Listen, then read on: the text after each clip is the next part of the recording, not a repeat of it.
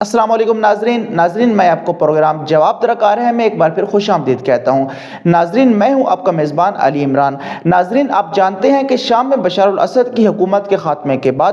مشرق وسطی میں رونما ہونے والی اہم تبدیلیوں نے چند اہم سوالات کو جنم دیا ہے۔ یقیناً آپ کو بھی ان سوالوں کا جواب درکار ہے۔ آج ہمارے ساتھ گفتگو کے لیے موجود ہیں علامہ ڈاکٹر محمد حسنین نادر صاحب۔ قبلہ صاحب میں آپ کا شکر گزار ہوں کہ آپ نے اپنا قیمتی وقت دیا۔ قبلہ صاحب شام میں بشار الاسد کی حکومت کے خاتمے کے بعد یہ رائے قائم ہو چکی ہے کہ اسرائیل حماس محاذ آرائی ہو یا لبنان اسرائیل جنگ، اس کشمکش میں اسرائیل فاتح اور ایران کی رہبری میں مقاومتی محاذ کو شکست ہوئی ہے۔ اسرائیل نے اس محاذ سے اسماعیل ہانیہ، سید حسن نصر اللہ، سید صفی الدین اور یحییٰ سنوار جیسے اعلیٰ پائے کے رہبروں رہنما چھین لیے ہیں شام سے بشار الاسد کی، اور نتیجے میں ایرانی سپاہ کی چھٹی کرا دی ہے۔ تو سوال یہ ہے کہ آیا یہ رائے درست ہے کہ اسرائیل کے خلاف مقاومت کا محاذ شکست کھا چکا ہے اور اسرائیل فتح یاب ہوا ہے؟ اعوذ باللہ من الشیطان الرجیم، بسم اللہ الرحمن الرحیم، الحمدللہ والصلاة والسلام علی رسول اللہ وآل رسول اللہ واللعنۃ الدائمہ علی اعدائہم اعداء اللہ۔ نہیں، مقاومتی محاذ کو کوئی شکست نہیں ہوئی، اور نہ ہی مقاومتی محاذ کا اسرائیل کے خلاف یہ اقدام کوئی غلط یا بے سوچا سمجھا اقدام تھا۔ یہ انسانی حریت کے تقاضوں کے بالکل عین مطابق، یہ ممالک اور قوموں اور ملکوں کی آزادی کے اور خود مختاری کے بالکل مطابق یہ اقدام تھا۔ دراصل اس وقت دو محاذ آپس میں دست و گریبان ہے، ایک محاذ نفاق اور کفر ہے اور دوسرا محاذ اسلام اور ایمان کا محاذ ہے۔ ایمان اور اسلام کے محاذ پر حریت پسند کائنات کے کھڑے ہیں، اور کفر و نفاق کے محاذ پر وہ نام نہاد دیندار بھی ہیں، مسلمان بھی ہیں، عرب بھی ہیں، وہ عجم بھی ہیں۔ تو ہماری نظر میں اس جنگ میں مقاومتی محاذ کو کوئی شکست حاصل نہیں ہوئی۔ یہ مقاومتی محاذ تھا جس نے اسرائیل کو لبنان سے فرار پر مجبور کیا، جس نے اسرائیل کو مجبور کر دیا کہ اسرائیل باوجود اس کے کہ حزب اللہ کی سپریم لیڈرشپ کو شہید کرنے کے باوجود بھی وہ گھٹنے ٹیکنے پر مجبور ہو گیا۔ یہ مقاومتی محاذ تھا جو نیتن یاہو کے گھر تک پہنچ گیا تھا۔ یہ مقاومتی محاذ تھا جس نے نیتن یاہو کی فوج کے حوصلے پسپا کر دیے۔ یہ مقاومتی محاذ ہے جس نے نیتن یاہو کے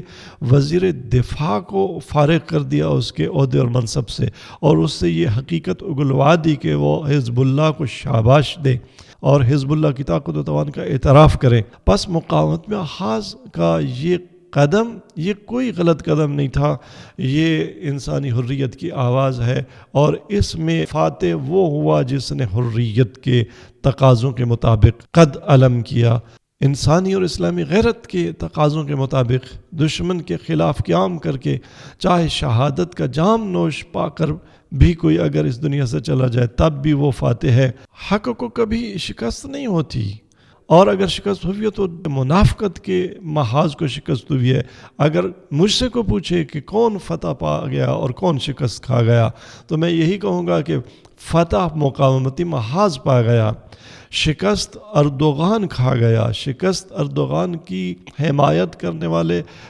عالم مشرق و مغرب کے تمام ارباب اقتدار اور بے دین وہ شکست کھا گئے، اور جب تک تاریخ حماس، حزب اللہ اور انصار اللہ اور سپاہ کی غاصب صہیونیت کے خلاف بیت المقدس قبلہ اول کی آزادی کے لیے لڑی جانے والی جنگ کی داستان تاریخ کائنات کے حریت پسندوں کو سناتی رہے گی، تو حریت پسندوں کا فیصلہ یہی ہوگا کہ اس جنگ میں جو جیتا وہ انسانی ضمیر جیتا، اس جنگ میں جو جیتا وہ انسانی غیرت اور حمیت کا کردار جیتا، اس جنگ میں جو ہارا غاصب ہارا، اس جنگ میں جو ہارا وہ منافق ہارا، اس جنگ میں جو ہارا وہ بے حمیت ہارا، اس جنگ میں جو ہارا اسرائیل کے ساتھ دوستی کا ہاتھ ملانے والے ہارے۔ تقدیر کا یہ فیصلہ ہے کہ اس جنگ میں نہ ایران ہارا ہے، اس جنگ میں نہ لبنان ہارا ہے، اس جنگ میں نہ انصار اللہ ہارا ہے، نہ اس جنگ میں حماس ہاری ہے۔ اس جنگ میں اگر ہار گیا تو عالم عرب ہار گیا، اس جنگ میں ہار گیا اگر کوئی تو وہ مسلمان ہار گئے جو حماس کے مد مقابل کھڑے ہو گئے، جو انصار اللہ اور حزب اللہ کے مقابلے میں کھڑے ہوئے، جو سپاہ پاسداران انقلاب اسلامی ایران کے مقابلے میں کھڑے ہوئے، جو مقاومتی محاذ کے مقابلے میں کھڑے ہوئے، اگر ہار گئے ہیں تو وہ ہارے ہیں جنہوں نے شام کے حصے بکھرے کیے ہیں۔ یہ تقدیر کا فیصلہ ہے، اور آج کے مسلمان کو ممکن ہے یہ بات سمجھ نہ آئے، لیکن جب تک حریت پسند انسان جنم لیتے رہیں گے اور جب تک تاریخ یہ داستان اپنی صداقت کے ساتھ انہیں سناتی رہے گی تو یہ ازل تک لکھا ہوا فیصلہ آنے والی نسلیں پڑھتی رہیں گی، اور آج کا غیور مسلمان بھی یہ فیصلہ پڑھ رہا ہے اور اسی کی تبلیغ کر رہا ہے کہ ہارا ہے نفاق کا محاذ اور جیتا ہے مقاومت کا محاذ۔ باقی رہ گیا یہ معاملہ کہ عارضی طور پر اسرائیل اس کو بظاہر یہ کامیابی حاصل ہو گئی کہ جی اس نے شام سے بشار الاسد جیسے ایک فگر کو کنارے لگا دیا اور وہ شام کے اندر گھس آیا اور گریٹر اسرائیل گویا بننے جا رہا ہے۔ تو اسرائیل کی یہ کامیابی اور یہ فتح دیر پا نہیں ہوگی۔ کائنات کے حریت پسند مسلمان وہ پوری حریت اور پورے ایمانی جذبے کے ساتھ اس غاصب حکومت اور اس غاصب نظام کے خلاف علم جہاد بلند کریں گے، اور انشاءاللہ ایک دن ہم دیکھیں گے کہ اسرائیل کا وجود اس صفحہ ہستی سے مٹ جائے گا، قبلہ اول آزاد ہوگا اور مسلمان اس قبلہ اول میں بیت المقدس میں نماز پڑھیں گے، اور منافق اس دن بیٹھ کر گریہ و ماتم کریں گے اپنے دوستوں اور یہودی بھائیوں کے ساتھ، اس لیے کہ انہوں نے آج یہودیوں کو اپنا سرپرست بنایا ہے۔ اور جتنی صراحت اور تاکید کے ساتھ قرآن نے یہودیوں کو سرپرست بنانے کی مذمت کی ہے، اور قرآن نے صریح الفاظ میں کہا ہے کہ وَمَن يَتَوَلَّهُم مِّنكُمْ فَإِنَّهُ مِنْهُمْ، کہ جس نے بھی یہودیوں کو اپنا سرپرست بنایا، جس نے بھی اپنا نصارہ کو اپنا سرپرست بنایا، وہ بظاہر جتنا کلمہ گو بھی ہو، جتنا مسلمان بھی ہو، جتنا نمازی بھی ہو، جتنا مجاہد بھی ہو، وہ یہودی ہے، وہ صہیونی ہے، وہ مسلمان ہی نہیں ہے۔ قرآن کا یہ درس آج مسلم امہ بھول گئی، اور وہ بجائے اس کے کہ آج اسرائیل کے خلاف اور بالخصوص ان غاصب اور خائن مسلمانوں کے خلاف جنہوں نے بشار الاسد کی حکومت کا تختہ الٹنے میں مغربی آقاؤں کے اشارے پر ایک ایجنٹ کا کردار ادا کیا، اور کمال بے شرمی کے ساتھ سٹیج پر آ کر بے حمیتوں کے ایک اکٹھے کیے گئے مجمع میں انہوں نے یہ اس بات پر رقص کیا کہ گویا انہوں نے بشار الاسد کو راستے سے ہٹا دیا ہے، اور اب حلب اور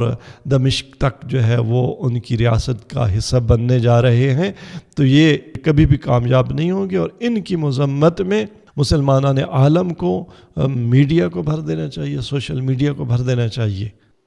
قبلہ صاحب، میرا اگلا سوال یہ ہے کہ آیا شام میں رونما ہونے والی تبدیلیوں کے بعد مقامتی محاذ سست پڑ گیا ہے، یہاں تک کہ اب عراق کے بھی حصے بکھرے ہوتے نظر آ رہے ہیں، یمن کے خلاف بھی سازشیں ہو رہی ہیں، اور اسرائیل ایران کی جوہری تنصیبات کو نابود کرنے جا رہا ہے؟ مقاومت کبھی شکست نہیں کھائے گی، مقاومت شکست پذیر نہیں ہے۔ یہ وہ تحریک ہے جو حریت پسندوں کی رگوں میں، خون میں، جو حریت پسندوں کے دل و دماغ میں جس کی جڑیں ہیں، اور جب تک اس کائنات کا اور قافلہ حریت کا آخری علی اصغر کی پیروی اور تأسیس کرنے والا ششماہا بھی موجود ہے، یہ مقاومتی محاذ کبھی شکست پذیر نہیں ہوگا، اور یہ مقاومت ختم نہیں ہوگی، اور یہ مقاومت اس دن ختم ہوگی جس دن کرۂ ہستی سے اسرائیل غاصب کا خاتمہ ہوگا، اور فلسطین آزاد ہوگا، غزہ آزاد ہوگا، بیت المقدس آزاد ہوگا، اور اسرائیل غاصب کی حمایت کرنے والے، اس کی پشت پناہی کرنے والے، انہیں واضح ہزیمت اٹھانا پڑے گی، اور وہ پورے ننگ و آر کے ساتھ مشرق وسطیٰ سے اپنی بساط لپیٹ کر اپنے ملکوں کا رخ کر رہے ہوں گے، اور اس علاقے کی تقدیر یہاں کی اقوام اور مسلمان اقوام اور یہاں کے غیرت مند عوام جو ہیں وہ خود اپنے ہاتھوں سے رقم کریں گے۔ ناظرین میں امید کرتا ہوں آپ نے اس پروگرام سے استفادہ کیا ہوگا۔ علی عمران کو اجازت دیجیے، انشاءاللہ پھر ملاقات ہوگی اگلے پروگرام میں، تب تک کے لیے اللہ حافظ۔